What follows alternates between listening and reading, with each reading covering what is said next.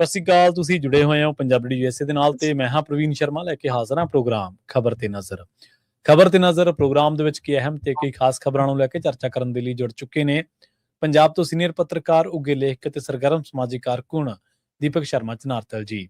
ਸ਼ਰਮਾ ਸਤਿ ਸ਼੍ਰੀ ਅਕਾਲ, ਸਵਾਗਤ ਹੈ ਜੀ। ਸਤਿ ਸ਼੍ਰੀ ਅਕਾਲ ਪ੍ਰਵੀਨ ਜੀ, ਸਾਰੇ ਦਰਸ਼ਕਾਂ ਨੂੰ ਸਰੋਤਿਆਂ ਨੂੰ ਪਿਆਰ ਭਰੀ ਸਤਿ ਸ਼੍ਰੀ ਅਕਾਲ। ਸਤਿ ਸ਼੍ਰੀ ਅਕਾਲ ਜੀ। ਪ੍ਰੋਗਰਾਮ ਦੇ ਵਿੱਚ ਅੱਗੇ ਵਧਣ ਤੋਂ ਪਹਿਲਾਂ ਧੰਨਵਾਦ ਕਰਦੇ ਚਲੀਏ ਸਪਾਂਸਰਸ ਦਾ ਜਿਹੜੇ ਜ਼ਰੀਆ ਬਣਦੇ ਨੇ ਇਹਨਾਂ ਪ੍ਰੋਗਰਾਮਾਂ ਨੂੰ ਤੁਹਾਡੇ ਤੱਕ ਪਹੁੰਚਾਉਣ ਦੇ ਲਈ। ਖਾਲਸਾ ਇੰਸ਼ੋਰੈਂਸ ਏਜੰਸੀ ਵਾਲੇ ਜਿਨ੍ਹਾਂ ਤੋਂ ਤੁਸੀਂ ਹਰ ਤਰੀਕੇ ਦੀ ਇੰਸ਼ੋਰੈਂਸ ਲੈ ਸਕਦੇ ਹੋ। ਇੰਸ਼ੋਰੈਂਸ ਬਾਰੇ ਪਤਾ ਕਰਨ ਦੇ ਲਈ ਇਹਨਾਂ ਦਾ ਨੰਬਰ ਹੈ 408-272-2500। ਇਹ 1992 ਤੋਂ ਲਗਾਤਾਰ ਇੰਸ਼ੋਰੈਂਸ ਬਿਜ਼ਨਸ ਦੇ ਵਿੱਚ ਸ਼ਾਨਦਾਰ ਸੇਵਾਵਾਂ ਦੇ ਰਹੇ ਨੇ ਤੇ ਅਮਰੀਕਾ ਭਰ ਦੇ ਵਿੱਚ ਇੰਸ਼ੋਰੈਂਸ ਕਰਦੇ ਨੇ। ਓਬਾਮਾ ਕੇਅਰ, ਮੈਡੀਕੇਅਰ ਜਾਂ ਫਿਰ ਕਵਰਡ ਕੈਲੀਫੋਰਨੀਆ ਬਾਬਤ ਪਾਲਿਸੀ ਕਰਵਾਉਣ ਦੇ ਲਈ, ਸਲਾਹ ਲੈਣ ਦੇ ਲਈ ਅੱਜ ਹੀ ਕਾਲ ਕਰੋ 408-272-2500 ਤੇ। ਟਰਕੀਅਨ ਇਮੀਗ੍ਰੇਸ਼ਨ ਲਾ ਫਰਮ ਵਾਲੇ ਜੇ ਟਰਕੀਅਨ ਟੋਨੀ ਟਰਕੀਅਨ ਦੇ ਨਾਲ ਤੁਸੀਂ US ਇਮੀਗ੍ਰੇਸ਼ਨ ਬਾਬਤ ਕੋਈ ਵੀ ਸਲਾਹ ਕਰਨੀ ਹੈ, ਕੋਈ ਵੀ ਸਵਾਲ ਪੁੱਛਣਾ ਤੇ ਇਹਨਾਂ ਦਾ ਨੰਬਰ ਹੈ 415-909-0503।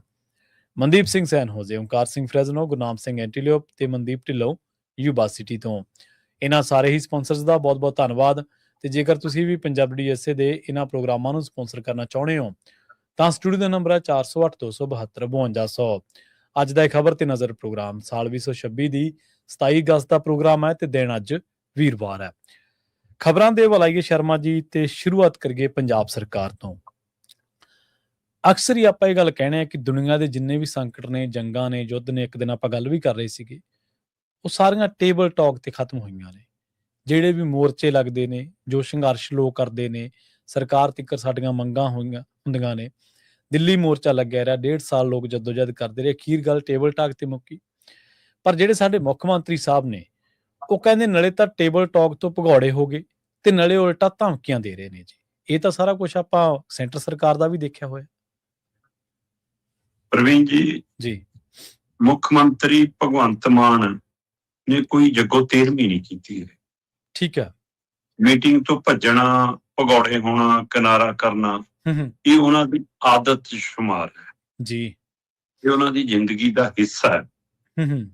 ਜਦੋਂ ਉਹ ਅਜੇ ਇਹ ਸਾਰੇ ਕੰਮ 'ਚ ਦਾਖਲੇ ਹੋ ਰਹੇ ਸੀ, ਮੰਨ ਲਓ ਚੋਣ ਪਿੰਡ 'ਚ, PPP, ਫਿਰ ਆਮ ਆਦਮੀ ਪਾਰਟੀ, ਉਹ ਸਾਰਿਆਂ 'ਚ, ਉਸ ਸਮੇਂ ਵੀ ਉਹਨਾਂ ਦੀਆਂ ਵੀਡੀਓ ਇੱਥੇ ਪ੍ਰੈਸ ਕਲੱਬ ਦੇ ਵਿੱਚ ਰੁੱਸ ਗਏ, ਰੋਣ ਲੱਗ ਪਏ, ਗੱਡੀ 'ਚ ਲਿਟ ਗਏ, ਹੈਨਾ, ਇਹ ਸਾਰਾ ਕੁਛ ਕਰਦੇ ਰਹੇ ਨੇ।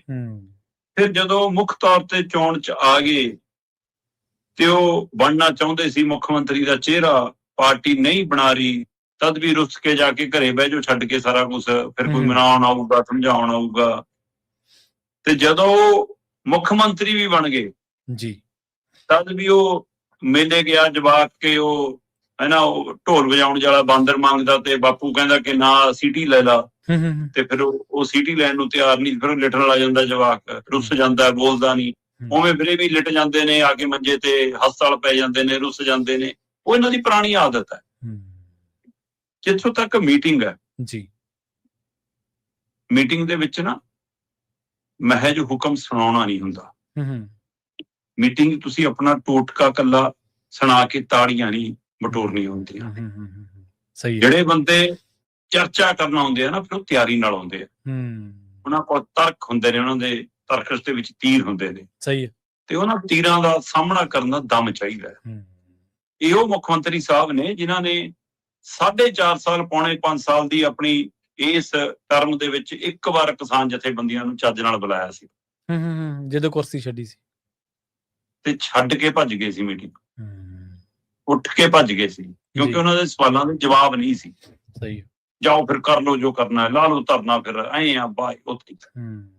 ਤੇ ਉਸੇ ਚੀਜ਼ ਨੂੰ ਅੱਜ ਦੁਹਰਾਇਆ ਕਿ ਮੁਲਾਜ਼ਮ ਜਥੇਬੰਦੀਆਂ ਨਾਲ ਬੈਠਕ ਕਰਨ ਤੋਂ ਐਨ ਪਹਿਲਾਂ ਸ਼ਰਤ ਲਾ ਦੇਣਾ, ਇਸ ਨੂੰ ਬੈਠਕ ਤੋਂ ਭੱਜਣਾ ਕਹਿੰਦੇ। ਜਿੱਥੋਂ ਤੱਕ ਗੱਲ ਹੈ ਕਿ ਨਰਿੰਦਰ ਮੋਦੀ ਵਾਲਾ ਫਾਰਮੂਲਾ ਜੀ, ਪੰਜਾਬ ਦਾ ਇੱਕ ਕਲਾਕਾਰ ਹੋਇਆ, ਕਮੇਡੀ, ਆਪਣਾ ਗਾਇਕ ਕਲਾਕਾਰ ਜੀ, ਨਾਮੀ ਕਲਾਕਾਰ ਹੈ। ਚਲੋ ਸਾਡੇ ਮਿੱਤਰਾਂ ਦੀ ਸੂਚੀਆਂ 'ਚ ਵੀ ਆ ਜਾਂਦੇ ਨੇ ਲੋਕ। ਉਹਦੇ ਉੱਤੇ ਕਾਫੀ ਮਤਲਬ ਛਾਪ ਰਹੀ ਸਲਮਾਨ ਖਾਨ ਦੀ ਜੀ। ਜੇ ਸਲਮਾਨ ਖਾਨ ਨੇ ਬਾਲ ਲੰਬੇ ਰੱਖ ਲਏ ਤਾਂ ਉਹਨੇ ਵੀ ਰੱਖ ਲਏ। ਜੇ ਸਲਮਾਨ ਖਾਨ ਨੇ ਉਹੀ ਜੀ ਪੈਂਟ ਪਾ ਲਈ, ਉਹੀ ਜੀ ਪਾ ਲਈ, ਉਹਨੇ ਜਿਹੜਾ ਸਟਾਈਲ ਬਣਾ ਲਿਆ ਉਹ ਬਣਾ ਲਿਆ। ਮੈਨੂੰ ਇੰਝ ਲੱਗਦਾ ਕਿ ਉਸੇ ਨੂੰ ਫੋਲੋ ਕਰਦੇ ਆ ਸਾਡੇ ਮੁੱਖ ਮੰਤਰੀ ਭਗਵੰਤ ਮਾਨ ਕੇ ਜਿਹੜਾ ਮੋਦੀ ਨੇ ਝੂਠ ਬੋਲਤਾ ਮੈਂ ਵੀ ਝੂਠ ਬੋਲ ਦਵਾਂ, ਸਹੀ ਮੋਦੀ ਨੇ ਜਿਹੜਾ ਤਰੀਕਾ ਅਪਣਾ ਲਿਆ ਮੈਂ ਵੀ ਅਪਣਾ ਲਵਾਂ। ਮੋਦੀ ਕਹਿੰਦਾ ਕਿ ਗੱਲਬਾਤ ਤੇ ਅੱਤਵਾਦ ਇਕੱਠਾ ਨਹੀਂ ਚੱਲ ਸਕਦਾ, ਭਗਵੰਤ ਮਾਨ ਕਹਿੰਦਾ ਗੱਲਬਾਤ ਤੇ ਹੜਤਾਲ ਇਕੱਠੀ ਨਹੀਂ ਚੱਲ ਸਕਦੀ। ਮੋਦੀ ਕਹਿੰਦਾ ਨਾ ਕਿ ਉਹ ਲਹੂ ਤੇ ਪਾਣੀ ਇਕੱਠਾ ਨਹੀਂ ਵਗ ਸਕਦਾ, ਪਾਣੀ ਬੰਦ ਕੀਤਾ ਸੀ। ਸੋ ਉਸੇ ਤਰੀਕੇ ਨਾਲ ਕਿ ਨਾ ਗੱਲਬਾਤ ਤੇ ਹੜਤਾਲ ਇਕੱਠਾ ਨਹੀਂ ਚੱਲ ਸਕਦਾ। ਬਈ ਤੁਸੀਂ ਸੂਬੇ ਦੇ ਮੁਖੀ ਹੋ, ਹੜਤਾਲ ਖਤਮ ਕਿਵੇਂ ਹੋਊ ਫਿਰ? ਤੁਸੀਂ ਮਸਲੇ ਹੱਲ ਕਰਾਉਣੇ ਆ। ਸਹੀ ਹੈ। ਉਹਦੇ ਲਈ ਕਦੇ ਨਿਫਣਾ ਪੈਂਦਾ, ਕਦੇ ਨਿਮਣਾ ਪੈਂਦਾ, ਕਦੇ ਦਬਕਣਾ ਪੈਂਦਾ, ਕਦੇ ਦਬਕਾ ਸਹਿਣਾ ਪੈਂਦਾ, ਕਦੇ ਮਿੰਨਤ ਕਰਨੀ ਪੈਂਦੀ ਹੈ, ਕਦੇ ਦਬਕਾ ਦਿਖਾਉਣਾ ਪੈਂਦਾ। ਸਾਰੇ ਫਾਰਮੂਲੇ ਅਪਣਾਉਣੇ ਪੈਂਦੇ, ਟੇਬਲ ਟਾਕ ਤੇ ਆਉਣਾ ਪੈਂਦਾ। ਹਾਂ, ਉਹ ਬੈਠ ਕੇ ਟੇਬਲ ਤੇ ਹੀ ਨਹੀਂ ਪੜਦੇ। ਟੇਬਲ ਤੇ ਸਹੀ। ਹੁਣ ਇਸ ਤੋਂ ਗਾਂ ਆ ਜਾਓ। ਹੁਣ ਇਹ ਪਹਿਲੂ ਨੂੰ ਉਸੇ ਸਮੇਂ ਮੱਥਾ ਮੀਡੀਆ ਦਾ ਵੀ, ਮੁਲਾਜ਼ਮ ਜਥੇਬੰਦੀਆਂ ਦੀ ਵੀ ਠਣਕ ਗਿਆ ਸੀ ਜਦੋਂ ਇਹਨਾਂ ਨੇ ਚੰਡੀਗੜ੍ਹ ਤੋਂ ਮੀਟਿੰਗ ਬਦਲ ਕੇ ਜਲੰਧਰ ਰੱਖੀ ਜੀ। ਇਹ ਵੀ ਕੋਈ ਗੜਬੜ। ਹੁਣ ਪਹਿਲੀ ਗੱਲ ਤਾਂ ਇਹ ਹੈ ਕਿ ਮੁਲਾਜ਼ਮ ਜਥੇਬੰਦੀਆਂ, ਬੇਸ਼ੱਕ ਆਪਾਂ ਪਹਿਲਾਂ ਵੀ ਗੱਲ ਕਰਦੇ ਆਂ ਕਿ ਪੰਜਾਬ ਦੇ ਮੁੱਦਿਆਂ ਦੇ ਕਦੇ ਧਰਨਾ ਮੁਜ਼ਾਹਰਾ ਪ੍ਰਦਰਸ਼ਨ ਨਹੀਂ ਕਰਦੀਆਂ, ਕਰਦੀਆਂ ਆਪਣੇ ਤਨਖਾਹ ਭੱਤਿਆਂ ਲਈ ਉਹਨੇ ਜਦ ਵੀ ਕਰਦੀਆਂ ਨੇ। ਸਹੀ। ਤੇ ਪਰ ਅਗਲੇ ਕਹਿੰਦੇ ਵੀ ਅਸੀਂ ਵੋਟ ਬੈਂਕ ਤਾਂ ਹੈਗੇ ਆ ਨਾ, ਤੇ ਫਿਰ ਸਾਡੇ ਕੋਲ ਹੈਗਾ 40-45 ਲੱਖ ਦਾ ਵੋਟ ਬੈਂਕ, ਹਿਸਾਬ ਲਾ ਲਓ। ਹੁਣ ਮੁੱਖ ਮੰਤਰੀ ਲੱਗਦਾ ਕਿ ਇਹਨਾਂ ਦੇ ਘਰਾਂ ਚੋਂ ਜਨਾਨੀਆਂ ਮੈਨੂੰ ਪਾ ਦੇਣਗੀਆਂ ਕਿਉਂਕਿ ਮੈਂ 1000-1500 ਟੂਟੂ ਕਰਾਈ ਵੀ ਆ। ਸਹੀ। ਤੇ ਪਾਈ ਜਾਓ ਰੌਲਾ। 7 ਅਗਸਤ ਨੂੰ ਚੰਡੀਗੜ੍ਹ ਦੇ ਸੈਕਟਰ 39 ਦੇ ਵਿੱਚ ਮਹਾ ਰੈਲੀ ਕੀਤੀ ਇਹਨਾਂ ਮੁਲਾਜ਼ਮਾਂ ਨੇ ਜੀ। ਕਹਿੰਦੇ ਇਤਿਹਾਸ ਚ ਐਡਾ ਬੜਾ ਇਕੱਠ ਨਹੀਂ ਹੋਇਆ ਜੀ। ਠੀਕ ਹੈ, ਇਹ ਉਵੇਂ ਹੀ ਹੁੰਦਾ ਜਿਵੇਂ ਹਰ ਵਾਰ ਕਹਿੰਦੇ ਨੇ ਕਿ ਇੰਨੀ ਗਰਮੀ ਨਹੀਂ ਕਦੇ ਪਈ, ਇੰਨੀ ਠੰਡ ਨਹੀਂ ਕਦੇ ਆਈ ਪਈ, ਇਹ ਉਵੇਂ ਹੀ ਹੁੰਦਾ। ਚਲੋ ਇਕੱਠ ਹੋਇਆ, ਸਰਕਾਰ ਦੇ ਹੱਥ ਪੈਰ ਫੁੱਲੇ, ਇਹਨਾਂ ਦੇ OSD ਵਗੈਰਾ ਅਮਲਾ ਫਾਲਾ ਲੈ ਕੇ ਜਦੇ ਆ ਗਏ। ਕਿਆ ਚੱਕੋ ਜੀ 27 ਤਰੀਕ ਦੀ ਮੀਟਿੰਗ ਰੱਖ ਲਈ ਆਪਾਂ, ਤੁਹਾਨੂੰ ਮੁੱਖ ਮੰਤਰੀ ਸਾਹਿਬ ਨਾਲ ਮਿਲਾ ਦਾਂਗੇ, ਪੰਜਾਬ ਭਵਨ ਚ ਮੀਟਿੰਗ ਤੈਅ ਹੈ ਜੀ ਤੁਹਾਡੀ ਜੀ। ਉਹ ਤੋਂ ਬਾਅਦ ਮੁਲਾਜ਼ਮ ਕਹਿੰਦੇ ਵੀ ਕੋਰਟ ਦਾ ਫੈਸਲਾ ਆ ਗਿਆ, ਤੁਸੀਂ ਲਾਗੂ ਕਰੋ। ਅਸੀਂ ਮੀਟਿੰਗਾਂ ਸ਼ੀਟਾਂ ਤੋਂ ਕੀ ਲੈਣਾ, ਮੀਟਿੰਗ 'ਚ ਬਾਕੀ ਮੰਗਾਂ ਵਿਚਾਰਾਂਗੇ। ਸਾਡੀ ਪੁਰਾਣੀ ਪੈਨਸ਼ਨ ਦਾ ਮਾਮਲਾ ਹੈ, ਕੱਚੇ ਮੁਲਾਜ਼ਮਾਂ ਨੂੰ ਪੱਕੇ ਕਰਨ ਦਾ ਮਾਮਲਾ, ਕੰਟਰੈਕਟ ਵਾਲਾ ਮਾਮਲਾ, ਹੋਰ ਜਿਹੜੇ ਕੁਝ ਮੰਗਾਂ ਨੇ ਉਹ ਨਾਰਮਲ ਨੇ। DL ਤੁਹਾਨੂੰ ਦੇਣਾ ਹੀ ਪੈਣਾ, ਅਦਾਲਤ ਦਾ ਫੈਸਲਾ ਆ ਗਿਆ ਜੀ। ਚਲੋ ਜੀ, ਕਿੱਥੇ ਕੰਨ ਧਰਨ ਤੇ ਮੁਲਾਜ਼ਮ ਕਹਿੰਦੇ ਚੱਲ ਫਿਰ ਸਤੌਜਗਨੀ ਨੂੰ ਚੱਲਦੇ ਆਂ। ਸਤੌਜ ਵਾਲੇ ਪਾਸੇ ਤੁਰ ਪਏ, ਉੱਥੇ ਪਾਣੀ ਦੀਆਂ ਵਿਛਾੜਾ ਮਾਰ, ਇਹ ਕਰ, ਉੱਥੇ ਵੀ ਆ ਗਈ ਰੁਕਾ ਜਾ ਰਿਹਾ ਕਿ ਜੀ 27 ਤਰੀਕ ਨੂੰ ਥੋੜੀ ਮੀਟਿੰਗ ਕਰਾ ਦਾਂਗੇ ਜੀ। 27 ਦੀ ਮੀਟਿੰਗ ਦਾ ਤੈਅ ਹੀ ਹੈ, ਤੁਸੀਂ ਨਵਾਂ ਕੀ ਲੈ ਕੇ ਆਏ? ਚਲੋ 27 ਤਰੀਕ ਆ ਗਈ, 26 ਤਰੀਕ ਸ਼ਾਮ ਨੂੰ ਕਹਿੰਦੇ ਵੀ ਮੀਟਿੰਗ ਬਦਲ ਕੇ PAP ਜਲੰਧਰ ਕਰਤੀ ਜੀ।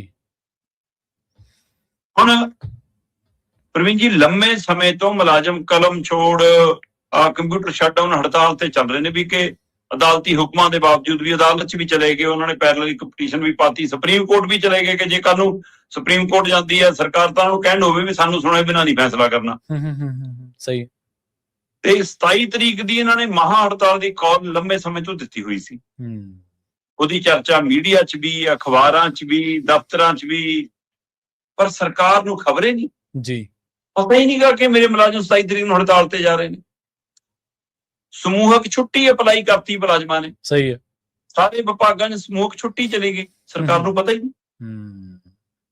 ਚੀਫ ਸੈਕਟਰੀ ਸਾਹਿਬ ਕੱਲ ਕੀ ਕਹਿ ਰਹੇ ਸੀ ਕਿ ਵੀ ਸਾਨੂੰ ਤਾਂ ਹੁਣ ਪਤਾ ਲੱਗਿਆ ਜਦੋਂ ਲੋਕ ਕੰਮ ਕਰਾਉਣ ਗਏ ਤੇ ਦਫ਼ਤਰਾਂ 'ਚ ਮੁਲਾਜ਼ਮ ਨਹੀਂ ਮਿਲੇ, ਉਹਨਾਂ ਨੇ ਸ਼ਿਕਾਇਤਾਂ ਕੀਤੀਆਂ ਸਾਡੇ ਕੋਲ ਆ ਕੇ, ਬਈ ਸਾਰੇ ਪੰਜਾਬ ਨੂੰ ਪਤਾ ਗਿਆ ਜੇ ਦਫ਼ਤਰ ਬੰਦ ਨੇ ਕਿਉਂ ਜਾਊਗਾ ਕੋਈ ਕੰਮ ਕਰਾਉਣ। ਜੀ ਸਹੀ ਹੈ।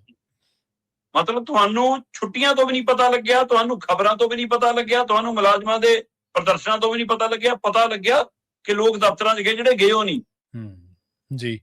ਤੇ ਇਸ ਲਈ ਕਹਿੰਦੇ ਵੀ ਜਿਹੜੇ ਗੈਰ ਹਾਜ਼ਰ ਰਹੇ ਉਹਨਾਂ ਦੇ ਖਿਲਾਫ ਕਾਰਵਾਈ ਕਰਨੀ ਹੈ ਜੀ। ਦੂਏ ਪਾਸੇ ਤੁਸੀਂ ਮੁਲਾਜ਼ਮਾਂ ਤੋਂ ਲਿਸਟ ਮੰਗੀ ਕਿ ਸਾਨੂੰ ਆਪਣੇ ਨਾਮ ਦਿਓ, ਕਿਹਨਾਂ ਨੇ ਮਿਲਣਾ ਮੁੱਖ ਮੰਤਰੀ ਨੂੰ। 16 ਨਾਮ ਗਏ,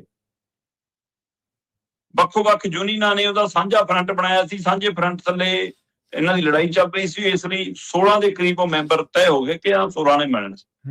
ਤੁਸੀਂ ਸਥਾਨ ਤੈਅ ਕੀਤਾ ਚੰਡੀਗੜ੍ਹ ਤੋਂ ਬਦਲ ਕੇ ਜਲੰਧਰ, ਕਿਉਂ? ਪੰਜਾਬ ਭਵਨ 'ਚ ਡਰ ਲੱਗਦਾ ਸੀ ਕਿ ਜਿੰਨੇ ਸਕੱਤਰੇਤ ਦੇ ਮੁਲਾਜ਼ਮ ਨੇ, ਜਿਨ੍ਹਾਂ ਨੇ ਸਾਰੀਆਂ ਉਹ ਮੰਜ਼ਲਾਂ ਤੋਂ ਫੁੱਲ ਬਰਸਾਏ ਸੀ, ਹੁਣ ਕਿਤੇ ਡਲਾ ਤੋਂ ਡਲਾ ਹੋਤਾ ਹੈ, ਕਿਧਰ ਸੇ ਚਲਾ ਹੋਤਾ ਹੈ, ਕਿਤੇ ਪੰਜਾਬ ਭਵਨ ਆ ਕੇ ਘੇਰ ਲੈਣ, ਇਹ ਡਰ ਲੱਗਦਾ ਸੀ ਜੀ। ਤਾਂ ਲੱਗਿਆ ਕਿ ਉੱਥੇ ਪੁਲਿਸ ਦੀ ਛਤਰੀ ਖਾਸੀ ਮਜ਼ਬੂਤ ਹੈ, ਤੇ ਕੰਡਿਆਲ ਦੀਆਂ ਤਾਰਾਂ ਵੀ ਲੱਗੀਆਂ ਕੰਧਾਂ ਦੇ ਉੱਤੇ, ਤੇ ਪੀਏਪੀ ਪੁਲਿਸ ਦਾ ਹੀ ਖੇਤਰ ਹੈ, ਸਾਰਾ ਕੁਝ ਹੈ, ਤੇ ਆਪਾਂ ਤਾਂ ਸੁਰੱਖਿਅਤ ਹੋਵਾਂਗੇ ਉੱਥੇ।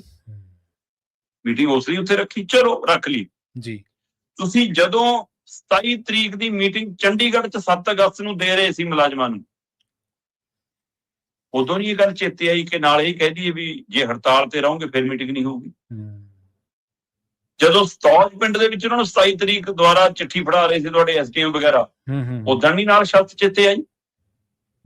ਜਦੋਂ ਤੁਸੀਂ ਜਲੰਧਰ ਬਦਲ ਕੇ ਲੈ ਕੇ ਜਾ ਰਹੇ ਸੀ ਚੰਡੀਗੜ੍ਹ ਤੋਂ, ਮੀਟਿੰਗ ਜਲੰਧਰ ਕਰਾਂਗੇ ਇੱਕ ਦਿਨ ਪਹਿਲਾਂ, ਉਦੋਂ ਨਹੀਂ ਨਾਲ ਚੇਤੇ ਆਈ ਕਿ ਵੀ ਹੜਤਾਲ ਖਤਮ ਕਰਕੇ ਆਇਓ, ਜੇ ਹੜਤਾਲ ਹੋਊਗੀ ਫਿਰ ਮੀਟਿੰਗ।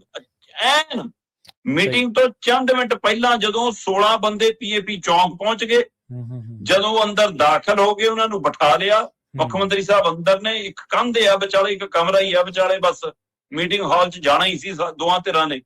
ਉਹ ਤੋਂ ਪਹਿਲਾਂ ਤੁਹਾਡਾ ਟਵੀਟ ਆ ਗਿਆ ਕਿ ਹਮ ਤੋਂ ਨਹੀਂ ਮਿਲਤੇ। ਕਹਿੰਦੇ ਜੀ ਮੁਲਾਜ਼ਮ ਸਾਡੇ ਪਰਿਵਾਰ ਦਾ ਅਹਿਮ ਹਿੱਸਾ ਨੇ, ਅਸੀਂ ਉਹਨਾਂ ਦੀ ਹਰ ਗੱਲ ਸੁਣਨ ਲਈ ਤਿਆਰ ਹਾਂ ਜੀ, ਪਰ ਗੱਲਬਾਤ ਤੇ ਹੜਤਾਲ ਇਕੱਠਿਆਂ ਨਹੀਂ ਚੱਲ ਸਕਦੀ, ਇਸ ਲਈ ਕਹਿੰਦੇ ਕਿ ਹੜਤਾਲ ਛੱਡ ਕੇ ਆ ਜਾਣ, ਅਸੀਂ ਇਹਨਾਂ ਦੀਆਂ ਹਰ ਮਸਲੇ ਹੱਲ ਕਰਨ ਲਈ ਵਚਨਬੱਧ ਹਾਂ। ਕਮਾਲ ਆ ਬਈ। ਹੁਣ ਜਾਣਨ ਵਾਲੇ ਸਮਝਣ ਵਾਲੇ ਤਾਂ ਇਹ ਵੀ ਪੁੱਛ ਰਹੇ ਨੇ ਕਿ ਭਗਵੰਤ ਮਾਨ ਜੀ ਇਹ ਵੀ ਦੱਸ ਦਿਓ ਕਿ ਟਵੀਟ ਵੀ ਤੁਸੀਂ ਕੀਤਾ ਕਿ ਤੁਹਾਨੂੰ ਵੀ ਉਦੋਂ ਹੀ ਪਤਾ ਲੱਗਿਆ ਜਦੋਂ ਮੁਲਾਜ਼ਮਾਂ ਨੂੰ ਪਤਾ ਲੱਗਿਆ? ਸਹੀ ਹੈ। ਕਿਤੇ ਐਕਸ ਦਾ ਹੈਂਡਲ ਦਿੱਲੀ ਬੈਠਿਆਂ ਦਾ ਤੇ ਉਹਨਾਂ ਨੇ ਫੈਸਲਾ ਕਰ ਲਿਆ ਕਿ ਨਹੀਂ ਮਿਲਣਾ ਵੀ, ਤਾਂ ਤੁਸੀਂ ਕਿੱਥੇ ਤਾਂ ਦੱਸ ਦਿਓ, ਜਾਂ ਫਿਰ ਤੁਹਾਨੂੰ ਵੀ ਉਦੋਂ ਹੀ ਸੁਣਿਆ ਹੈ ਜਦੋਂ ਮੁਲਾਜ਼ਮਾਂ ਨੂੰ ਪਤਾ ਲੱਗ ਗਿਆ ਸੋਸ਼ਲ ਮੀਡੀਆ ਰਾਹੀਂ ਕਿ ਹਾਂ ਜੀ ਨਹੀਂ ਮੀਟਿੰਗ ਹੋ ਸਕਦੀ, ਤੁਹਾਨੂੰ ਵੀ ਸ਼ਾਇਦ ਜਦੋਂ ਪਤਾ ਲੱਗਿਆ ਹੋਵੇ ਤੁਹਾਡੇ ਆਕਾ ਮੈਂ ਤੈਅ ਕਰ, ਜਾਂ ਤਾਂ ਇਹ ਦੱਸ ਦਿਓ, ਜਾਂ ਤਾਂ ਫਿਰ ਤੁਸੀਂ ਪੰਜਾਬ ਨਾਲ ਖੜ ਜਾਓ ਬਾਹਰ ਆ ਕੇ ਕਿ ਵੀ ਕੋਈ ਗੱਲ ਨਹੀਂ ਮੁਲਾਜ਼ਮ ਸਾਡੇ ਨੇ, ਪੰਜਾਬ ਸਾਡਾ, ਮੈਂ ਮੁਖੀ ਹਾਂ, ਮੈਂ ਦੇਖਦਾ ਮੈਂ ਗਲਤ ਕਰਦਾ। ਜੀ ਜੀ ਸਹੀ ਹੈ। ਜੇ ਤੁਹਾਡਾ ਫੈਸਲਾ ਫਿਰ ਇਹ ਤੋਂ ਨਲਾਇਕੀ ਭਰਿਆ ਕੀ ਹੋ ਸਕਦਾ ਕਿ ਸੂਬੇ ਦਾ ਮੁਖੀ ਚੰਦ ਮਿੰਟਾਂ 'ਚ ਪਾਸੇ ਪਲਟਦਾ ਹੋਵੇ। ਇਸ ਨੂੰ ਸ਼ਰਤ ਨਹੀਂ ਕਹਿੰਦੇ, ਇਸ ਨੂੰ ਮੀਟਿੰਗ ਤੋਂ ਭੱਜਣਾ ਕਹਿੰਦੇ ਨੇ। ਸਹੀ ਹੈ। ਇਸ ਨੂੰ ਭਗੌੜਾ ਹੋਣਾ ਕਹਿੰਦੇ ਨੇ, ਕਿਉਂਕਿ ਤੁਸੀਂ ਜਾਣਦੇ ਸੀ ਕਿ ਜੇ ਮੀਟਿੰਗ 'ਚ ਬੈਠੇ ਤਾਂ ਮੇਰੇ ਕੋਲ ਜਵਾਬ ਨਹੀਂ ਹੈਗਾ, ਅਦਾਲਤੀ ਫੈਸਲੇ ਦੇ ਤਹਿਤ ਵੀ ਦੇਣਾ ਪੈਣਾ। ਤਕਨੀਕੀ ਜਿਹੜੀ ਆਪ ਗੜਬੜ ਕੀਤੀ ਹੈ ਕਿ ਉੱਪਰ ਵਾਲੇ ਅਧਿਕਾਰੀਆਂ ਨੂੰ ਦੇਤਾ, ਥੱਲੇ ਨੂੰ ਨਹੀਂ ਦਿੱਤਾ। ਸਹੀ ਹੈ। ਜਾਂ ਤਾਂ ਫਿਰ ਸਾਰਿਆਂ ਦੀ ਫਾਰਮੂਲਾ ਲਾਗੂ ਕਰਦੇ ਕਿ ਵੀ ਪੰਜਾਬ ਕੋਲ ਪੈਸਾ ਨਹੀਂ, ਅਸੀਂ ਨਹੀਂ ਦਿੰਦੇ ਕਿਸੇ ਨੂੰ, ਤੇ ਇਸ ਤਰੀਕੇ ਕਰਨਾ ਤੁਸੀਂ ਨਹੀਂ ਆਏ, ਤੇ ਇਸ ਲਈ ਤੁਹਾਨੂੰ ਲੱਗਦਾ ਸੀ ਕਿ ਉੱਥੇ ਮੇਰੇ ਕੋਲ ਜਵਾਬ ਨਹੀਂ ਹੋਣਾ ਕੋਈ, ਤੇ 21,000 ਕਰੋੜ ਦਾ ਪ੍ਰਬੰਧ ਕਿੱਥੋਂ ਕਰਾਂਗੇ, ਇਸ ਲਈ ਇਹ ਟੁੱਚਰ ਭੋਰ ਲੋ, ਇਹ ਟੁੱਚਰ ਭੋਰੀ ਹੈ ਤੁਸੀਂ। ਜੇ ਸੱਚਮੁੱਚ ਤੁਸੀਂ ਮਾਵਾਂ ਧੀਆਂ ਭੈਣਾਂ ਦਾ ਸਤਿਕਾਰ ਕਰਦੇ ਹੁੰਦੇ ਜੀ ਤਾਂ ਤੁਸੀਂ ਹੈਰਾਨ ਹੋ ਜਾਓਗੇ ਪ੍ਰਵੀਨ ਜੀ ਜਾਣ ਕੇ। ਇਹ ਕਹਿੰਦੇ ਜੀ ਲਓ ਜੀ ਰੱਖੜੀ ਤੇ ਤੀਜੀ ਕਿਸ਼ਤ ਪਾਤੀ ਅਸੀਂ, ਕਿਆ ਚੱਕੋ ਜੀ 1000 15 16 ਜਿਹੜੀਆਂ ਰਹਿ ਗਈਆਂ ਸੀ ਬੀਬੀਆਂ ਉਹਨਾਂ ਨੂੰ ਵੀ ਪਾਤੀ। ਪੰਜਾਬ ਦੇ ਵਿੱਚ 45,000 ਮਿਡ ਡੇ ਮੀਲ ਵਰਕਰ ਹੈ। ਸਹੀ ਹੈ। ਤੇ ਉਹ 45,000 ਦੇ ਵਿੱਚ 90% ਬੀਬੀਆਂ ਨੇ, ਤੇ ਉਹ ਬੀਬੀਆਂ ਵੀ ਕਿਹੜੀਆਂ ਨੇ? ਐਸਸੀ ਭਾਈਚਾਰੇ ਦੀਆਂ, ਬੀਸੀ ਭਾਈਚਾਰੇ ਦੀਆਂ, ਓਬੀਸੀ ਭਾਈਚਾਰੇ ਦੀਆਂ, ਆਰਥਿਕ ਤੌਰ ਤੇ ਕਮਜ਼ੋਰ ਵਰਗ ਦੀਆਂ, ਜਿਹੜੀਆਂ ਵਿਚਾਰੀਆਂ ਜਵਾਕਾਂ ਲਈ ਰੋਟੀ ਜਾ ਕੇ ਪਕਾਉਂਦੀਆਂ ਨੇ, ਬਣਾਉਂਦੀਆਂ ਨੇ, ਸਾਰਾ ਕੁਝ ਕਰਦੀਆਂ ਨੇ। ਉਹਨਾਂ ਨੂੰ ਮਹੀਨੇ ਦਾ ਕਿੰਨਾ ਮਿਲਦਾ? 3000 ਰੁਪਇਆ ਮਹੀਨਾ। ਤੇ ਇਸ ਮਹੀਨੇ ਉਹਨਾਂ ਦਾ 1000 ਰੁਪਇਆ ਕੱਟ ਲਿਆ ਸਰਕਾਰ ਨੇ, 2000 ਰੁਪਇਆ ਮਹੀਨਾ ਮਿਲਿਆ ਉਹਨਾਂ ਨੂੰ। ਅੱਛਾ। ਤੇ ਕਿਹਨਾਂ ਨੂੰ ਟੂੰ ਕਰਾਈ ਜਾਂਦੇ ਹੋ ਫਿਰ? ਜਿਹੜਾ ਲੋੜਵੰਦ ਗਰੀਬ ਬੰਦਾ ਉਹਦਾ ਤੁਸੀਂ 1000 ਰੁਪਇਆ ਕੱਟੀ ਜਾਂਦੇ ਹੋ। ਕੱਟੀ ਜਾਂਦੇ, ਸਹੀ। ਤੁਸੀਂ ਤਾਂ ਇਹਨਾਂ ਗਰੀਬਾਂ ਦੇ ਸਕੇ ਨਹੀਂ ਬਣਦੇ, ਮੁਲਾਜ਼ਮਾਂ ਦੇ ਕੀ ਬਣੋਗੇ? ਕੀ ਬਣੋਗੇ? ਸਹੀ ਹੈ, ਬਿਲਕੁਲ। ਤੋਂ ਇਸ ਲਈ ਇਹਨਾਂ ਦੇ ਗਲ ਹੱਡੀ ਫਸ ਗਈ ਆ ਹੁਣ। ਹੁਣ ਇਹਨਾਂ ਦੀ ਇਹ ਚੁਣੌਤੀ ਆ, ਪਰ ਹੱਦ ਤੁਸੀਂ ਇਹ ਦੇਖ ਲਓ ਕਿ ਕੋਈ ਧਿਰ ਮਤਲਬ ਕਿ ਸੱਤਾਧਾਰੀ ਧਿਰ ਨੂੰ ਸਵਾਲ ਕਰਨ ਵਾਲੀ ਸਥਿਤੀ ਚ ਨਹੀਂ ਹੈ। ਬਿਲਕੁਲ।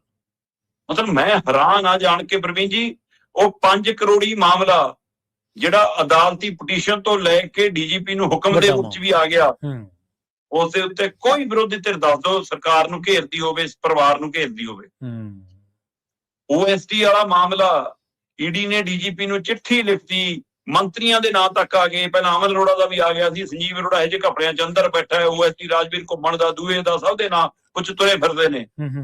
ਤੇ ਈਡੀ ਨੇ ਡੀਜੀਪੀ ਨੂੰ ਲਿਖਿਆ FIR ਕਰਕੇ ਸਾਨੂੰ ਸੂਚਿਤ ਕਰੋ, ਤੁਸੀਂ FIR ਨਹੀਂ ਕਰਦੇ। ਉਸ ਤੋਂ ਭੱਜਣ ਦਾ ਮਾਮਲਾ ਹਾਈ ਕੋਰਟ ਪਹੁੰਚ ਗਿਆ ਉਹ ਵੀ। ਸਹੀ। ਪਰ ਮੈਨੂੰ ਦੱਸ ਦਿਓ ਕਿਸੇ ਧਿਰ ਨੇ ਕਦੇ ਪੁੱਛਿਆ ਹੋਵੇ? ਨਾ ਤੁਸੀਂ CMO ਦਫ਼ਤਰ ਦੇ ਹਵਾਲੇ ਨਾਲ ਘੇਰ ਪਾ ਰਹੇ ਹੋ, ਨਾ CM ਦੇ ਪਰਿਵਾਰ ਦੇ ਹਵਾਲੇ ਨਾਲ ਘੇਰ ਪਾ ਰਹੇ ਹੋ। ਤੁਹਾਡੀਆਂ ਕੀ ਮਜਬੂਰੀਆਂ ਨੇ ਜਨਾਬ? ਕੀ ਚੋਗਾ ਤੁਸੀਂ ਵੀ ਵਿੱਚ ਤਾਂ ਨਹੀਂ ਚੁੱਕਦੇ?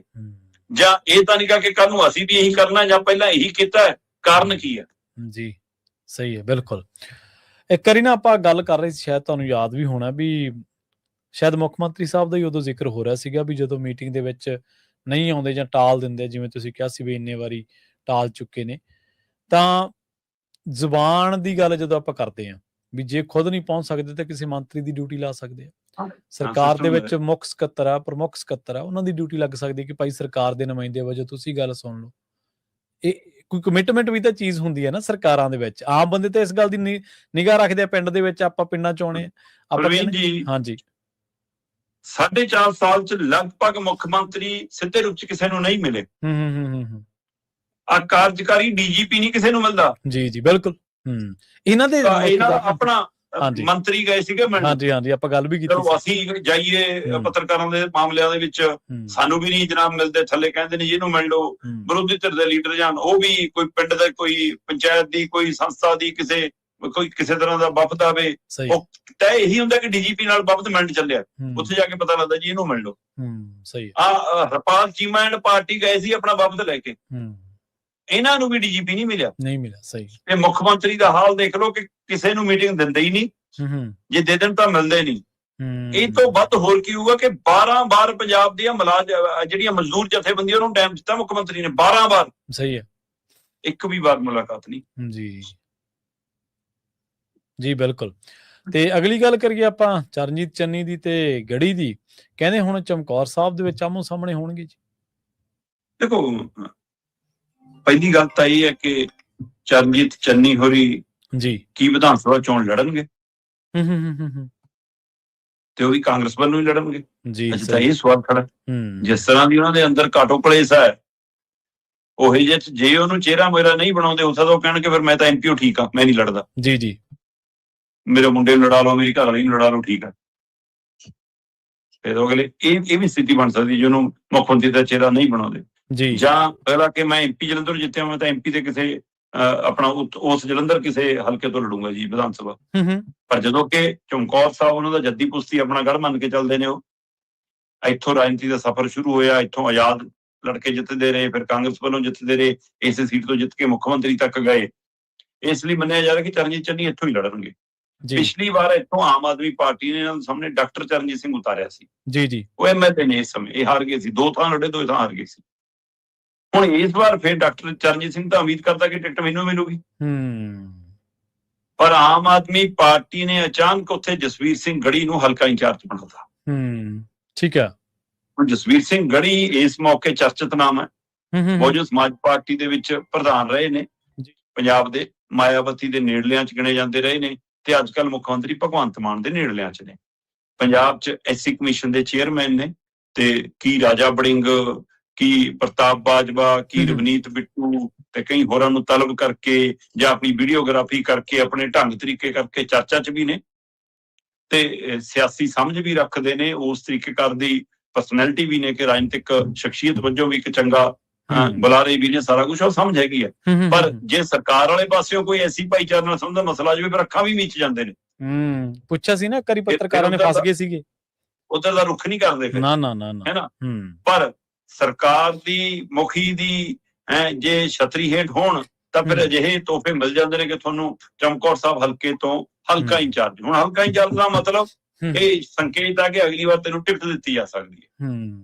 ਇਹੀ ਹੈ। ਇਸ ਲਈ ਜੇ ਉਧਰੋਂ ਕਾਂਗਰਸ ਦਾ ਕਾਟੋ ਕਲੇਸ਼ ਨਿਬੜਦਾ ਤੇ ਚੰਨੀ ਮੈਦਾਨ ਚ ਆਉਂਦੇ ਨੇ, ਤੇ ਇੱਧਰੋਂ ਹਲਕਾ ਇੰਚਾਰਜ ਉਮੀਦਵਾਰ ਬਣ ਕੇ ਆਉਂਦਾ, ਤਾਂ ਬਿਲਕੁਲ ਜੀ ਚਮਕੌਰ ਸਾਹਿਬ ਤੁਸੀਂ ਚਰਨਜੀਤ ਸਿੰਘ ਚੰਨੀ ਤੇ ਜਸਵੀਰ ਸਿੰਘ ਗੜੀ ਦੇ ਵਿਚਾਲੇ ਵਿਧਾਨ ਸਭਾ ਦਾ ਮੁਕਾਬਲਾ ਦੇਖ ਸਕਦੇ। ਇਹ ਗੜੀ ਸਾਹਿਬ ਨੂੰ ਤਾਂ ਪਿਛਲੇ ਦਿਨੀ ਸਵਾਲ ਹੋਏ ਸੀਗੇ ਵੀ ਸਰਕਾਰ ਦੇ ਬਾਰੇ ਜਦੋਂ ਗੱਲ ਆਉਂਦੀ ਉਦੋਂ ਤੁਸੀਂ ਚੁੱਪ ਕਾਹਤੋਂ ਕਰ ਜਾਂਦੇ ਆ। ਉਹ ਕਹਿੰਦੇ ਦਲਿਤਾਂ ਦੇ ਨਾਲ ਅਤਿਆਚਾਰ ਨਹੀਂ ਹੋਣਾ ਚਾਹੀਦਾ, ਬਰਨਾਲੇ ਦਲਿਤ ਕੁੱਟੇ ਸੀਗੇ, ਉਦੋਂ ਗੜੀ ਸਾਹਿਬ ਦੀ ਜ਼ੁਬਾਨ ਦੇ ਵਿੱਚੋਂ ਕੁਝ ਵੀ ਨਹੀਂ ਨਿਕਲਿਆ। ਬਿਲਕੁਲ ਬਿਲਕੁਲ, ਜਦੋਂ ਸਫਾਈ ਕਰਮੀਆਂ ਦਾ ਮਸਲਾ ਆਇਆ, ਸਫਾਈ ਕਰਮੀਆਂ ਦਾ, ਹਨਾ। ਇਸੇ ਤਰ੍ਹਾਂ ਮੈਨੂੰ ਨਾ ਤੁਹਾਡੀਆਂ ਗੱਲਾਂ ਕਈ ਯਾਦ ਬਹੁਤ ਰਹਿ ਜਾਂਦੀਆਂ। ਇਸੇ ਤਰ੍ਹਾਂ ਆਪਾਂ ਗੱਲ ਕਰ ਰਹੇ ਸੀਗੇ ਵੀ ਆ ਜਿਹੜੇ ਵੂਮਨ ਕਮਿਸ਼ਨ ਦੇ ਜਿਹੜੇ ਚੇਅਰਪਰਸਨ ਨੇ ਰਾਜ ਲਾਲੀ ਗਿੱਲ, ਤੇ ਉਹ ਔਰਤ ਦੇ ਨਾਲ ਬਲਾਤਕਾਰ ਦੇ ਦੋਸ਼ ਲੱਗੇ, ਤੇ ਉਹ ਬੀਬੀ ਜੀ ਮਗਰ ਖੜੇ ਆ, ਜਿਹੜੇ ਦੇ ਦੋਸ਼ ਲੱਗੇ, ਮੁੱਖ ਮੰਤਰੀ ਦੀ ਘਰ ਵਾਲੀ ਦੇ ਮਗਰ ਖੜੇ ਆ। ਹਾਂਜੀ, ਨਾਲ ਖੜੇ ਆ, ਉਹ ਐਂ ਬਣ ਕੇ ਖੜੇ ਵੀ ਅਸੀਂ ਪਤਾ ਨਹੀਂ ਕਿੱਡੀ ਹਸਤੀ ਨਾਲ ਖੜੇ ਆ। ਅਸੀਂ ਨਹੀਂ ਕਹਿੰਦੇ ਦੋਸ਼ ਸਾਬਤ ਹੋ ਗਏ, ਪਰ ਦੋਸ਼ ਲੱਗਿਆ ਵੀ ਜਾਂਚ ਤਾਂ ਕਰਾ ਲਓ ਸੀ। ਹਾਂ, ਦੂਜਿਆਂ ਦੀ ਤਾਂ ਬੜੀ ਵੀਡੀਓਗ੍ਰਾਫੀ ਕਰਦੇ ਨੇ, ਨੋਟਸ ਲੈਂਦੇ ਹੋ ਨਾ ਦੂਜਿਆਂ ਦੇ। ਹਾਂ, ਹੋਰ ਕਮਿਸ਼ਨ ਦਾ ਕੰਮ ਕੀ ਹੁੰਦਾ ਸ਼ਰਮਾ ਜੀ? ਇਹੀ ਹੁੰਦਾ। ਅਗਲੀ ਗੱਲ ਕਰੀਏ, ਲੰਘੇ ਦਿਨੀਆਂ ਸੁਖਬੀਰ ਸਿੰਘ ਬਾਦਲ ਦੇ ਬਾਰੇ ਇਹ ਗੱਲ ਆਈ ਸੀ ਕਿ ਅੰਮ੍ਰਿਤਪਾਲ ਸਿੰਘ ਦੇ ਉੱਤੇ ਖਾਸੇ ਨਿਸ਼ਾਨੇ ਲਾਏ ਆ। ਹੁਣ ਅੰਮ੍ਰਿਤਪਾਲ ਸਿੰਘ ਦੇ ਜਿਹੜੇ ਮਾਤਾ ਨੇ ਉਹਨਾਂ ਨੇ ਸੁਖਬੀਰ ਬਾਦਲ ਨੂੰ ਭਾਜੀ ਮੋੜੀ ਹੈ ਜੀ। ਦੇਖੋ, ਸੁਖਬੀਰ ਬਾਦਲ ਨਰਿੰਦਰ ਮੋਦੀ ਨੂੰ ਮਿਲਣ ਤੋਂ ਬਾਅਦ ਸੋਚ ਰਹੇ ਸੀ ਕਿ ਮੈਂ ਤੇਜ਼ੀ ਨਾਲ ਰਾਜਨੀਤਿਕ ਸਰਗਰਮੀਆਂ ਕਰੂੰਗਾ ਤੇ ਉਸ ਤਰ੍ਹਾਂ ਸੁਰਖੀਆਂ ਬਟੋਰੂੰਗਾ, ਪਰ ਅਚਾਨਕ ਉਹ ਮਹਾਰਾਸ਼ਟਰ ਹਜੂਰ ਸਾਹਿਬ ਗਏ, ਤਖ਼ਤ ਸ੍ਰੀ ਹਜੂਰ ਸਾਹਿਬ ਵਿਖੇ, ਤੇ ਉੱਥੇ ਘਟਨਾਕ੍ਰਮ ਵਾਪਰ ਗਿਆ ਤੇ ਉਸ ਤੋਂ ਬਾਅਦ ਮੰਜੇ ਤੇ ਪੈ ਗਏ ਕਈ ਦਿਨ। ਤੇ ਫਿਰ ਪਿੱਛੋਂ ਵੀ ਬਾਹਰ ਸਿਮਰਤ ਨੇ ਮੋਰਚਾ ਸਾਂਭੀ ਰੱਖਿਆ। ਚਲੋ ਪਦ ਤੇ ਦਮਦਮਾ ਸਾਹਿਬ ਮੱਥਾ ਟੇਕਿਆ। ਉਹ ਤੋਂ ਬਾਅਦ ਮਲੋਟ ਦੇ ਵਿੱਚ ਆਪਣੇ ਵਰਕਰਾਂ ਨੂੰ, ਆਪਣੇ ਸਮਰਥਕਾਂ ਨੂੰ ਸੰਬੋਧਨ ਕਰਦਿਆਂ ਹੋਇਆ ਅੰਮ੍ਰਿਤਪਾਲ ਸਿੰਘ ਤੇ ਬਾਤ ਪੰਜਾਬ ਦੀ ਜਥੇਬੰਦੀ ਤੇ ਨਿਸ਼ਾਨਾ ਬਿੰਨ ਲਿਆ ਜੀ। ਖਾਸਾ ਬੋਲੇ ਕਿ ਦੇਖੋ ਜੀ ਰੋਡਾ ਪੋਡਾ ਸੀ ਜੀ, ਇਹ ਹੁਣ ਅੰਮ੍ਰਿਤ ਛਕ ਕੇ ਆ ਗਿਆ ਜੀ, ਤਾਂ ਦੁਬਈ ਤੋਂ ਆਇਆ ਜੀ, ਇਹਨਾਂ ਦਾ ਪਿਛੋਕੜ ਝਾਤ ਮਾਰ ਲਓ ਜੀ, ਤਾਂ ਆਪਣੇ ਭਰਾ ਦਾ ਨਸ਼ਾ ਨਹੀਂ ਛੁਡਾ ਸਕਿਆ ਜੀ, ਇਹ ਜਦੋਂ 84 ਚ ਸੀ ਇਹ ਟੱਬਰ ਜਦ ਜੀ ਕਾਂਗਰਸ ਨਾਲ ਸੀ ਜੀ, ਇਹ ਜੀ ਬੰਦੀ ਸਿੰਘਾਂ ਦੀ ਰਿਹਾਈ ਥੋੜਾ ਲੜ ਰਹੇ ਨੇ ਜੀ, ਇਹ ਤਾਂ ਜੀ ਅੰਮ੍ਰਿਤਪਾਲ ਦੀ ਰਿਹਾਈ ਲਈ ਲੜਦੇ ਨੇ। ਇਸ ਤਰ੍ਹਾਂ ਨੇ ਸਿੱਧੇ ਨਿਸ਼ਾਨੇ ਬਿੰਨੇ ਜਥੇਬੰਦੀ ਦੇ ਵੀ ਤੇ ਮੈਂਬਰ ਪਾਰਲੀਮੈਂਟ ਅੰਮ੍ਰਿਤਪਾਲ ਸਿੰਘ ਤੇ ਵੀ। ਤੇ ਆਪਾਂ ਕੱਲੇ ਗੱਲ ਕਰ ਰਹੇ ਸੀ ਵੀ ਕਿ ਅਜੇ ਤਾਂ ਇੱਕ ਪਾਸੇ ਤੋਂ ਬਾਹਰ ਹੋਇਆ, ਦੂਏ ਪਾਸੇ ਤੋਂ ਜਵਾਬ ਆਉਣਾ। ਤੇ ਹੁਣ ਅੰਮ੍ਰਿਤਪਾਲ ਸਿੰਘ ਉਹਨਾਂ ਦੇ ਮਾਤਾ ਸਾਹਮਣੇ ਆ ਗਏ। ਠੀਕ ਹੈ, ਉਹਨਾਂ ਨੇ ਫਿਰ ਸੁਖਬੀਰ ਨੂੰ ਚੰਗੀ ਭਾਜੀ ਮੋੜੀ। ਕਹਿੰਦੇ ਸੁਖਬੀਰ ਸਿੰਘ ਤੂੰ ਦੱਸੇਗਾ ਪੰਥ ਦੀ ਸੇਵਾ ਕਿਵੇਂ ਕਰਨੀ ਹੈ, ਜਿਨ੍ਹਾਂ ਦੇ ਰਾਜ ਦੇ ਵਿੱਚ ਪਾਵਨ ਸਰੂਪ ਲੱਭਦੇ ਹੀ ਨਾ ਹੋਣ, ਜਿਨ੍ਹਾਂ ਦੇ ਰਾਜ ਵਿੱਚ ਪਾਵਨ ਸਰੂਪਾਂ ਦੀ ਚੋਰੀ ਹੋ ਜਾਵੇ, ਜਿਨ੍ਹਾਂ ਦੇ ਰਾਜ ਦੇ ਵਿੱਚ ਪਾਵਨ ਸਰੂਪਾਂ ਦੇ ਅੰਗ ਖਿਲਾਰ ਦਿੱਤੇ ਜਾਣ ਤੇ ਇਨਸਾਫ ਦੀ ਮੰਗ ਕਰਨ ਆ ਤੇ ਗੋਲੀ ਚੱਲ ਜਾਵੇ, ਉਹ ਅਣਪਛਾਤਿਆਂ ਦੀ ਹੋ ਜਾਵੇ, ਹੈਨਾ, ਬੇਅਦਬੀ ਦੀਆਂ ਘਟਨਾਵਾਂ ਵਾਪਰਦੀਆਂ ਹੋਣ, ਤੇ ਇੰਨੇ ਸਾਲ ਤੁਸੀਂ ਰਾਜ ਕੀਤਾ, ਤੁਸੀਂ ਬੰਦੀ ਸਿੰਘ ਨਾਲ ਛਡਾ ਲਏ, ਤੇ ਇਸ ਲਈ ਤੁਸੀਂ ਦੱਸੋਗੇ ਸਾਨੂੰ ਕੌਮ ਦੀ ਸੇਵਾ ਕਿਵੇਂ ਕਰਨੀ ਹੈ, ਪੰਥ ਦੀ ਸੇਵਾ ਕਿਵੇਂ ਕਰਨੀ ਹੈ। ਸੋ ਇਸ ਲਈ ਚੰਗਾ ਰਗੜਾ ਲਾਇਆ ਜੀ। ਸੋ ਇਸ ਲਈ ਇਹ ਵਰਤਾਰਾ ਹੁਣ ਤੁਸੀਂ 2027 ਦੀਆਂ ਚੋਣਾਂ ਤੱਕ ਲਗਾਤਾਰ ਦੇਖੋਗੇ। ਅੱਜ ਮਾਤਾ ਬੋਲੇ ਨੇ, ਕੱਲ ਨੂੰ ਬਾਪੂ ਵੀ ਬੋਲੂਗਾ, ਪਰਸੋਂ ਨੂੰ ਕੋਈ ਹੋਰ ਵੀ ਬੋਲੂਗਾ, ਇੱਧਰੋਂ ਹੋ ਸਕਦਾ ਕੱਲ ਨੂੰ ਸੁਖਬੀਰ ਦੀ ਥਾਂ ਤੇ ਮਜੀਠੀਆ ਬੋਲ ਪਵੇ, ਇੱਧਰੋਂ ਹਰਸਿਮਰਤ ਬੋਲ ਪਵੇ, ਮਤਲਬ ਕੋਈ ਇਹ ਟਕਰਾ, ਇਹ ਸ਼ਬਦੀ ਬਾਣ ਹੁਣ 2027 ਦੀਆਂ ਚੋਣਾਂ ਤੱਕ ਚੱਲਣਗੇ। ਸਹੀ ਹੈ, ਕਿਉਂਕਿ ਸੁਖਬੀਰ ਹੋਰਾਂ ਨੂੰ ਇਹ ਲੱਗੀ ਜਾਂਦਾ ਕਿ ਜਿਹੜੀ ਵੋਟ ਸਾਡੇ ਕੋਲ ਆਉਣੀ ਸੀ, ਸਾਡੀ ਪੱਕੀ ਸੀ, ਉਹ ਇੱਧਰ ਜਾ ਰਹੀ ਹੈ। ਸਹੀ ਹੈ, ਬਿਲਕੁਲ ਏਦਾਂ ਹੀ ਉਹਨਾਂ ਨੂੰ ਲੱਗਦਾ ਕਿ ਇਹ ਹੁਣ ਡਿੱਗੀ ਹੋਈ ਧਿਰ ਹੈ, ਇਹਨੂੰ ਜਿੰਨਾ ਰਗੜਾਂਗੇ ਉਹਨੇ ਹੋਰ ਸਿੱਖ ਵੋਟ ਸਾਡੇ ਕੋਲ ਨੂੰ ਆਊਗੀ। ਸੋ ਇਸ ਲਈ ਇਹ ਤਾਂ ਗੱਲ ਸਪਸ਼ਟ ਹੈ ਕਿ ਜੇ ਪੰਥਕ ਏਕਤਾ ਦੀ ਗੱਲ ਤੁਰੀ ਕੱਲ੍ਹ ਨੂੰ ਚੋਣਾਂ ਤੋਂ ਪਹਿਲਾਂ, ਤਾਂ ਅੰਮ੍ਰਿਤਪਾਲ ਦੀ ਧਿਰ ਦੀ ਪੰਥਕ ਏਕਤਾ ਸਿਮਰਜੀਤ ਮਾਨ ਤੇ ਜਾ ਕੇ ਮੁੱਕ ਜਾਣੀ ਹੈ ਜੀ। ਤੇ ਇੱਧਰ ਅਕਾਲੀ ਦਲ ਵਾਲਿਆਂ ਦੀ ਬੀਜੇਪੀ ਦੇ ਪਿੱਛੇ ਜਾ ਕੇ ਪੁਨਰ ਸਰਜੀਤ ਨਾਲ ਮਿਲ ਕੇ ਮੁੱਕ ਜਾਣੀ ਆ। ਸਿੱਧੀ ਜਾਏ ਨਾ ਸਾਹਮਣੇ ਮੁਲਾਕਾਤ, ਹੱਥ ਮਿਲਾਉਣ, ਪਿਛਲੇ ਪਾਸਿਓਂ ਹੱਥ ਮਿਲਾ ਲੈਣਗੇ। ਸੋ ਇਸ ਲਈ ਇਹ ਸਥਿਤੀ ਹੈਗੀ ਆ। ਜਾਂ ਫਿਰ ਕਈ ਸੁਖਬੀਰ ਕੋਲ ਆ ਜਾਣਗੇ। ਇੰਨੀ ਕਿੰਨਾ ਦੀ ਪੰਥਕ ਏਕਤਾ, ਮਤਲਬ ਪੰਥਕ ਏਕਤਾ ਦਾ ਮਕਸਦ ਪੰਜਾਬ ਦੀ ਸੱਤਾ ਹਾਸਲ ਕਰਨਾ ਹੈ, ਕੌਮ ਦਾ ਭਲਾ, ਸੂਬੇ ਦਾ ਭਲਾ, ਸਮਾਜ ਦਾ ਭਲਾ, ਸਰਬੱਤ ਦਾ ਭਲਾ, ਉਹ ਇਹਨਾਂ ਦਾ ਕਨਸੈਪਟ ਨਹੀਂ। ਕਿਸੇ ਨਾਲ ਰਹਿ ਕੇ ਸੁਰੱਖਿਅਤ ਰਹਿਣਾ। ਇਹ ਰਾਜਨੀਤਿਕ ਬਾਣ, ਇਹ ਰਾਜਨੀਤਿਕ ਤੀਰ ਚੱਲਦੇ ਦੇਖੋਗੇ। ਤੇ ਇਹ ਜੋ ਮਰਜ਼ੀ ਹੋ ਜਾਵੇ, ਸਾਰਿਆਂ ਦੀ ਏਕਤਾ ਹੋ ਸਕਦੀ ਹੈ। ਅੰਮ੍ਰਿਤਪਾਲ ਦੀ ਧਿਰ ਤੇ ਬਾਦਲ ਤੇ ਦੀ ਏਕਤਾ ਨਹੀਂ ਹੋਣੀ। ਇਸ ਲਈ ਇਹ ਆਮੋ ਸਾਹਮਣੇ ਟੱਕਰ ਦੇ ਨਜ਼ਰ ਆਉਣ। ਉਹੀ ਗੱਲ ਆ ਜਿਹੜਾ ਤੁਸੀਂ ਦੱਸਿਆ ਵੀ ਆਧਾਰ ਖੁੱਸਦਾ ਨਜ਼ਰ ਆਉਂਦਾ, ਤੇ ਹੁਣ ਫਿਰ ਉਹਦੇ ਤੇ ਨਿਸ਼ਾਨੇ ਲਾਉਣੇ ਜਿਹੜਾ ਉਸ ਆਧਾਰ ਨੂੰ ਹਾਸਲ ਕਰੂਗਾ। ਬਿਲਕੁਲ। ਅਗਲੀ ਗੱਲ ਕਰੀਏ ਸਰਕਾਰ ਦੀ। ਕਹਿੰਦੇ ਗਲਤ ਬਿਜਲੀ ਬਿੱਲਾਂ ਨੂੰ ਦਰੁਸਤ ਕਰਾਉਣ ਦੇ ਲਈ ਸਰਕਾਰ ਨੇ ਹੈਲਪਲਾਈਨ ਨੰਬਰ ਜਾਰੀ ਕੀਤਾ ਜੀ। ਮੈਂ ਬਿਲਕੁਲ ਪ੍ਰਵੀਨ ਜੀ, ਪੰਜਾਬ ਦੇ ਵਿੱਚ ਹੋਇਆ ਕਿ 4-5 ਮਹੀਨੇ ਪਹਿਲਾਂ ਲੋਕਾਂ ਨੂੰ ਬਿੱਲ ਨਹੀਂ ਆਏ, ਤੇ ਜਦੋਂ ਬਿੱਲ ਆਏ ਤਾਂ ਇਕੱਠੇ ਆ ਗਏ, ਤੇ ਉਹ ਕਈਆਂ ਨੂੰ ਵੱਧ ਕੇ ਆ ਗਏ, ਕਈਆਂ ਨੂੰ ਗਲਤ ਆ ਗਏ। ਮਤਲਬ ਮੰਨ ਲਓ ਪਿਛਲਾ ਬਿੱਲ ਲੋਕਾਂ ਨੂੰ ਆਇਆ 2000-3000 ਦਾ, ਲੋਕਾਂ ਨੇ ਉਹ ਭਰਤਾ ਜੀ। ਭਰਨ ਤੋਂ ਬਾਅਦ ਅਗਲੇ ਬਿੱਲ ਦੇ ਵਿੱਚੋਂ ਪਿਛਲੀ ਵਾਲੀਆਂ ਵੀ ਸਾਰਾ ਕੁਝ ਜੁੜਿਆ ਹੋਇਆ ਫੇਰ ਹੈ ਨਾ। ਇਸ ਲਈ ਉਹ ਕਾਫੀ ਗੜਬੜਾ ਹੋ ਗਈਆਂ ਤੇ ਰੌਲਾ ਪੈਣ ਲੱਗ ਗਿਆ। ਤੇ ਸਰਕਾਰ ਕਹਿੰਦੀ ਜੀ ਨਹੀਂ ਜੀ, ਉਹ ਤਾਂ ਜੀ 63,000 ਤੋਂ ਵੱਧ ਬਿੱਲ ਨੇ ਜੀ ਜਿਹੜੇ ਗਲਤ ਆ ਗਏ। 63,702 ਬੰਦੇ, 702 ਸਾਡੇ ਇਹ ਬਿੱਲ ਚਲੇ ਗਏ ਜਿਨ੍ਹਾਂ ਦੇ ਵਿੱਚ ਮਤਲਬ ਕਿ ਮੁਫਤ ਵਾਲੀ ਯੋਜਨਾ ਲਾਗੂ ਨਹੀਂ ਹੋ ਸਕੀ। ਅਸੀਂ ਉਹਨੂੰ ਦਰੁਸਤ ਕਰਕੇ ਭੇਜਾਂਗੇ। ਉਹਦੇ ਲਈ 15 ਦਿਨ ਦਾ ਸਮਾਂ ਹੈ। ਤੁਸੀਂ ਸਾਡੇ ਐਪ ਤੇ ਜਾ ਕੇ ਸ਼ਿਕਾਇਤ ਦਰਜ ਕਰਾ ਦਿਓ, ਜਾਂ ਹੈਲਪਲਾਈਨ ਨੰਬਰ ਨੇ ਉਹਨਾਂ ਤੇ ਦਰਜ ਕਰਾ ਦਿਓ। ਹੁਣ ਆਪਣੇ ਕਿੰਨੇ ਹੀ NRI ਭਰਾ ਹੋਣਗੇ ਜਿਹੜੇ ਬੈਠੇ ਬਾਹਰਲੇ ਮੁਲਕਾਂ 'ਚ ਨੇ, ਚਾਹੇ ਉਹ ਵਰਕ ਪਰਮਿਟ ਨੇ, ਚਾਹੇ ਉਹ PR ਦੇ ਰੂਪ 'ਚ ਨੇ, ਪਰ ਪਿੰਡ ਉਹਨਾਂ ਦੇ ਪਰਿਵਾਰਾਂ ਦੇ ਮੀਟਰ ਲੱਗੇ ਨੇ। ਸੋ ਜੀਰੋ ਵਾਲਾ ਤਾਂ ਫਿਰ ਨਹੀਂ ਦੱਸਦਾ। ਜਿੱਦਣ ਬਿੱਲ ਦੂਆ ਆ ਜਾਵੇ 3000-5000, ਉਦੋਂ ਤਾਂ ਫਿਰ ਚਾਚਾ ਤਾਏ ਵੀ ਫੋਨ ਕਰਕੇ ਕਹਿੰਦਾ ਕਿ ਭਾਈ ਬਿੱਲ ਇੰਨਾ ਆ ਗਿਆ ਕੀ। ਸੋ ਇਸ ਲਈ ਉਹਨਾਂ ਲਈ ਵੀ ਮੈਂ ਦੱਸ ਦਿਆਂ ਕਿ ਭਾਈ ਇਹ ਹੈਲਪਲਾਈਨ ਨੰਬਰ ਸਰਕਾਰ ਨੇ ਜਾਰੀ ਕੀਤਾ। ਜਾਂ ਤਾਂ ਉਹ ਕਹਿੰਦੇ ਕਿ ਸਾਡੀ ਜਿਹੜੀ ਐਪ ਹੈ PSPCL ਕਸਟਮਰ ਸਰਵਿਸ ਐਪ, ਉਹਦੇ ਤੇ ਜਾ ਕੇ ਕੰਪਲੇਂਟ ਦਰਜ ਕਰਾ ਦਿਓ, ਜਾਂ ਫਿਰ 2 ਹੈਲਪਲਾਈਨ ਨੰਬਰ ਨੇ, ਉਹਨਾਂ ਦੇ ਉੱਤੇ ਜੇ ਸ਼ਿਕਾਇਤ ਦਰਜ ਕਰੋਗੇ 15 ਦਿਨਾਂ 'ਚ ਨਵਾਂ ਬਿੱਲ ਬਣ ਕੇ ਆ ਜਾਊਗਾ। ਉਹ ਨੰਬਰ ਨੇ ਜੀ 0161 310 5055 ਜੀ। ਦੂਸਰਾ ਨੰਬਰ ਹੈ 0161 66 50 355। ਜੀ ਮੈਂ ਦੁਬਾਰਾ ਬੋਲ ਦੇਣਾ 0 1 6 1 3 1 0 5 0 5 5। दूसरा 0 1 6 1 6 6 5 0 3 5 5। ਇਹ ਦੋ ਹੈਲਪਲਾਈਨ ਨੰਬਰ ਨੇ। ਠੀਕ ਹੈ ਜੀ। ਤੇ ਜਾਂਦੇ ਜਾਂਦੇ ਗੱਲ ਕਰੀਏ ਸ਼ਰਮਾ ਜੀ, ਨੇਪਾਲ ਦੀ ਲੰਘੇ ਦਿਨੀ ਇੱਕ ਬਹੁਤ ਵੱਡੀ ਤਰਾਸਦੀ ਉੱਥੇ ਵਾਪਰ ਗਈ ਆ। ਕੁਦਰਤੀ ਆਫਤ ਵੀ ਉਸ ਨੂੰ ਕਹਿ ਸਕਦੇ ਆ। ਹੜ੍ਹ ਆਏ, ਡੈਮ ਟੁੱਟਣ ਦੀ ਗੱਲ ਆਈ ਤੇ ਗਿਣਤੀ ਤੇ ਬੇਸ਼ੱਕ ਆ ਰਹੀ ਹੈ, ਪਰ ਲੋਕਾਂ ਦਾ ਖਦਸ਼ਾ ਇਹ ਵੀ ਹੈ ਵੀ ਸ਼ਾਇਦ ਇਹ ਐਕੂਰੇਟ ਗਿਣਤੀ ਨਹੀਂ ਹੋ ਸਕਦੀ, ਕਿਉਂਕਿ ਜਿੱਡੀ ਵੱਡੀ ਤਰਾਸਦੀ ਤੇ ਜਿੰਨੀ ਤੇਜ਼ੀ ਦੇ ਨਾਲ ਵਾਪਰੀ, ਉਸ ਮਾਮਲੇ ਦੇ ਵਿੱਚ ਹਲੇ ਅੰਕੜੇ ਇਕੱਠੇ ਕਰਨੇ ਕਾਫੀ ਔਖਾ। ਹੁਣ ਭੁਚਾਲ ਆ ਗਿਆ ਜੀ ਤੇ ਕਹਿੰਦੇ ਹੜ੍ਹ ਦਾ ਖਤਰਾ ਫੇਰ ਬਰਕਰਾਰ ਹੈ ਜੀ। ਹੁਣ ਤੋਂ 9-10 ਘੰਟੇ ਪਹਿਲਾਂ ਮਤਲਬ ਨੇਪਾਲ ਦੇ ਵਿੱਚ ਜਦੋਂ ਵੀਰਵਾਰ ਰਾਤ ਦੇ 9:15 ਵਜੇ ਸੀ, 9:18 ਦੇ ਉੱਤੇ ਜੀ 3.2 ਗਤੀ ਵਾਲਾ ਭੁਚਾਲ ਆਇਆ ਤੇ ਇਹਨੂੰ ਰਿਕਾਰਡ ਕੀਤਾ ਗਿਆ ਵੀ, ਤੇ ਇਸ ਤਰੀਕੇ ਨਾਲ ਉੱਥੇ ਇੱਕ ਫਿਰ ਖਤਰਾ ਨਵਾਂ ਪੈਦਾ ਹੋ ਗਿਆ ਕਿ ਲੈ ਵੀ ਇਹਦੇ ਨਾਲ ਫਿਰ ਕੁਝ ਗੜਬੜ ਹੋ ਸਕਦੀ ਹੈ। ਇਹ ਤੋਂ ਪਹਿਲਾਂ ਜੀ ਜਿਹੜਾ ਉਹ ਸੀਗਾ ਪਹਿਲਾਂ ਵੀ ਕਿ ਪਹਿਲਾਂ ਅੰਦਾਜ਼ਾ ਲਾਇਆ ਸੀ ਕਿ ਸ਼ਾਇਦ ਭੁਚਾਲ ਆਇਆ ਸੀਗਾ, ਬਾਅਦ ਚੋਂ ਸਪਸ਼ਟ ਹੋ ਗਿਆ ਕਿ ਨਹੀਂ, ਗਲੇਸ਼ੀਅਰ ਜਾਂ ਪਹਾੜਾਂ ਦੇ ਟੁਕੜੇ ਟੁੱਟ ਕੇ ਇਸ ਕਦਰ ਐਡੇ ਵੱਡੇ ਸੀਗੇ ਕਿ ਉਹ ਗਿਰੇ ਤੇ ਉਹਨਾਂ ਨੇ ਨਦੀ ਦਾ ਉਹ ਰਾਹ ਰੋਕਤਾ ਤੇ ਉਸ ਤੋਂ ਬਾਅਦ ਉਹ ਪਾਣੀ ਉੱਤੇ ਇਕੱਠਾ ਹੋਈ ਗਿਆ, ਉਹ ਝੀਲ ਰੂਪ ਧਰ ਗਿਆ। ਤੇ ਜਦੋਂ ਇੰਨਾ ਵੱਡਾ ਇਕੱਠਾ ਦਬਾਅ ਬਣ ਗਿਆ ਤੇ ਉਹ ਤੋੜ ਕੇ ਬਾਹਰ ਆਇਆ ਤੇ ਉਹ ਸਾਰਾ ਕੁਝ ਹੜਾ ਕੇ ਲੈ ਗਿਆ। ਆਪਾਂ ਕੱਲ ਵੀ ਗੱਲ ਕਰ ਰਹੇ ਸੀ ਕਿ 400 ਤੋਂ ਵੱਧ ਤਾਂ ਮੌਤਾਂ ਦਾ ਰਿਕਾਰਡ ਸਾਹਮਣੇ ਆ ਚੁੱਕਿਆ ਹੁਣ ਤੱਕ, ਤੇ ਅਜੇ ਵੀ 1200-1500 ਦੇ ਕਰੀਬ ਲੋਕ ਲਾਪਤਾ ਨੇ, ਜਿਨ੍ਹਾਂ ਦੀ ਭਾਲ ਤਲਾਸ਼ ਜਾਰੀ ਆ। ਕਈ ਥਾਵਾਂ ਜਿੱਥੋਂ ਪਾਣੀ ਉਤਰ ਰਿਹਾ ਤੇ ਉੱਥੇ ਫਿਰ ਲਾਸ਼ਾਂ ਫਸੀਆਂ ਦਿਖਣ ਲੱਗ ਪਈਆਂ। ਬੜੀ ਚਿੰਤਾਜਨਕ ਸਥਿਤੀ ਹੈ। ਪਰ ਇਸ ਤੋਂ ਬਾਅਦ ਜਿਹੜੀ ਨਵਾਂ ਖਬਰ ਉੱਭਰ ਕੇ ਆਈ ਉਹਨੇ ਫਿਕਰ ਪਾਇਆ ਜੀ। ਉਹ ਕਹਿੰਦੇ ਵੀ ਹੁਣ ਫੇਰ ਜਿਹੜਾ ਚੀਨ ਤੇ ਨੇਪਾਲ ਦਾ ਬਾਰਡਰ ਹੈ, ਉੱਥੇ 18 ਕਿਲੋਮੀਟਰ ਉੱਪਰ ਇੱਕ ਤਿੱਬਤ ਦੇ ਨੇੜੇ ਇੱਕ ਨਵੀਂ ਬੈਰੀਅਰ ਝੀਲ ਪੈਦਾ ਹੋ ਗਈ ਹੈ ਤੇ ਉਹ ਵੀ ਲਗਭਗ ਇਸੇ ਰੂਪ ਦੇ ਵਿੱਚ ਹੈ। ਉਹ ਝੀਲ ਕਰੀਬ 0.11 ਵਰਗ ਕਿਲੋਮੀਟਰ ਚ ਫੈਲੀ ਹੋਈ ਹੈ। ਠੀਕ ਹੈ। ਤੇ ਇਹ ਚ ਕਹਿੰਦੇ ਹੁਣ ਤੱਕ ਸ਼ਾਇਦ 200 ਕਰੋੜ ਲੀਟਰ ਤੋਂ ਵੱਧ ਪਾਣੀ ਇਕੱਠਾ ਹੋ ਚੁੱਕਿਆ ਤੇ ਅਗਲੇ 2 ਜਾਂ 3 ਦਿਨਾਂ ਦੇ ਵਿੱਚ 300 ਕਰੋੜ ਲੀਟਰ ਤੋਂ ਵੱਧ ਪਾਣੀ ਇਕੱਠਾ ਹੋਣ ਦਾ ਖਦਸ਼ਾ, ਤੇ ਉਹ ਤੋਂ ਬਾਅਦ ਫਿਰ ਇਹ ਬੰਨ ਟੁੱਟਣਾ ਹੀ ਟੁੱਟਣਾ। ਇਹ ਜਿਹੜੀ ਰੋਕ ਹੈ ਉਹ ਹਟਣੀ ਹੈ, ਕਹਿੰਦੇ ਫਿਰ ਉਹਦੀ ਸਮਰੱਥਾ ਨਹੀਂ ਰਹਿਣੀ ਤੇ ਉਹ ਤੋਂ ਬਾਅਦ ਫਿਰ ਉਹ ਵਿੱਚ ਇੱਕ ਵਾਰ ਫਿਰ ਉਹ ਖਤਰਾ ਸਾਹਮਣੇ ਖੜਾ ਹੈ। ਸੋ ਇਹਦੀ ਜਾਣਕਾਰੀ ਚੀਨ ਨੇ ਚੇਤਾਵਨੀ ਦੇ ਰੂਪ ਦੇ ਵਿੱਚ ਨੇਪਾਲ ਨੂੰ ਦਿੱਤੀ ਹੈ ਕਿ ਭਾਈ ਤੁਹਾਡੇ ਲਈ ਹੋਰ ਹੜ੍ਹ ਦਾ ਖਤਰਾ ਖੜਾ ਹੈ।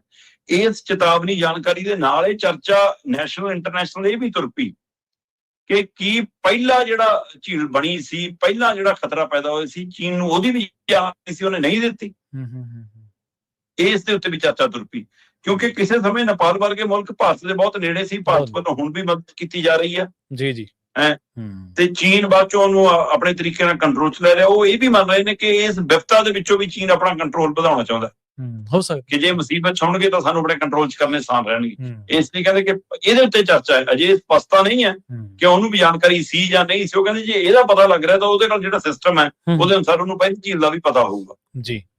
ਤਾਂ ਇਸ ਲਈ ਹੁਣ ਇਹ ਹੈ ਜੋ ਵੀ ਹੈ, ਪਰ ਨੇਪਾਲ ਦੇ ਉੱਤੇ ਇੱਕ ਹੋਰ ਖਤਰਾ ਜੇ ਮੰਡਰਾ ਰਿਹਾ ਕਿ ਹੋਰ ਵੱਡਾ ਅਜਿਹਾ ਹੜ੍ਹ ਆ ਸਕਦਾ। ਪਰ ਇਹ ਹੈ ਕਿ ਹੁਣ ਵਕਤ ਹੈਗਾ, ਕੋਈ ਪ੍ਰਬੰਧ ਕੀਤੇ ਵੀ ਜਾ ਸਕਦੇ ਨੇ, ਲੋਕ ਹਟਾਏ ਵੀ ਜਾ ਸਕਦੇ ਨੇ। ਪਹਿਲੇ 'ਚ ਤਾਂ ਮੌਕਾ ਹੀ ਨਹੀਂ ਮਿਲਿਆ ਕਿਸੇ ਨੂੰ। ਜੀ ਬਿਲਕੁਲ। ਦੇਖੋ ਸ਼ਰਮਾ ਜੀ, ਇਹ ਤਾਂ ਸੱਚ ਆ ਵੀ ਜਿਹੜੇ ਜਿਓਗ੍ਰਾਫਿਕਲੀ ਭੂਗੋਲਿਕ ਤੌਰ ਤੇ ਤਾਂ ਆਪਾਂ ਨਹੀਂ ਕਹਿ ਸਕਦੇ ਵੀ ਜਿਹੜੇ ਚੀਨ ਨੇ ਜਿੱਥੇ ਕੰਟਰੋਲ ਕੀਤਾ ਜਾਂ ਡੈਮ ਬਣਾਇਆ ਉਹ ਵਾਕਈ ਇੱਧਰ ਲਈ ਜ਼ਿੰਮੇਵਾਰ ਹੋ ਸਕਦੇ ਜਾਂ ਨਹੀਂ ਹੋ ਸਕਦੇ, ਪਰ ਅਜਾਰੇਦਾਰੀ ਤਾਂ ਉਹਨੇ ਅੱਗੇ ਨਾਲੋਂ ਵਧਾਈ ਆ ਨੇ, ਇਹ ਤਾਂ ਆਪਣੇ ਸਾਰਿਆਂ ਦੇ ਸਾਹਮਣੇ ਆ। ਤੇ ਨੇਪਾਲ ਦੀ ਕਿਸੇ ਸਮੇਂ ਨੇੜਤਾ ਰਹੀ ਹੈ ਭਾਰਤ ਦੇ ਨਾਲ, ਪਰ ਆਪਾਂ ਨੂੰ ਪਤਾ ਵੀ ਨੇਪਾਲ ਦੇ ਵਿੱਚ ਸਿਆਸੀ ਅਸਥਿਰਤਾ ਵੀ ਹੋ ਕੇ ਹਟੀ ਹੈ ਤੇ ਸਿਆਸੀ ਅਸਥਿਰਤਾ ਦੇ ਵਿੱਚੋਂ ਨਿਕਲਣਾ ਔਖਾ ਹੁੰਦਾ ਮੁਲਕਾਂ ਨੂੰ।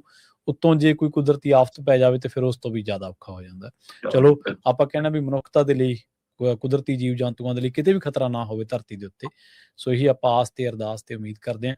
ਸ਼ਰਮਾ ਜੀ, ਪਰ ਪ੍ਰਵੀਨ ਜੀ, ਇਹ ਚੀਜ਼ਾਂ ਸੰਕੇਤ ਦਿੰਦੀਆਂ ਨੇ, ਬਾਰ-ਬਾਰ ਸੰਕੇਤ ਦਿੰਦੀਆਂ ਨੇ।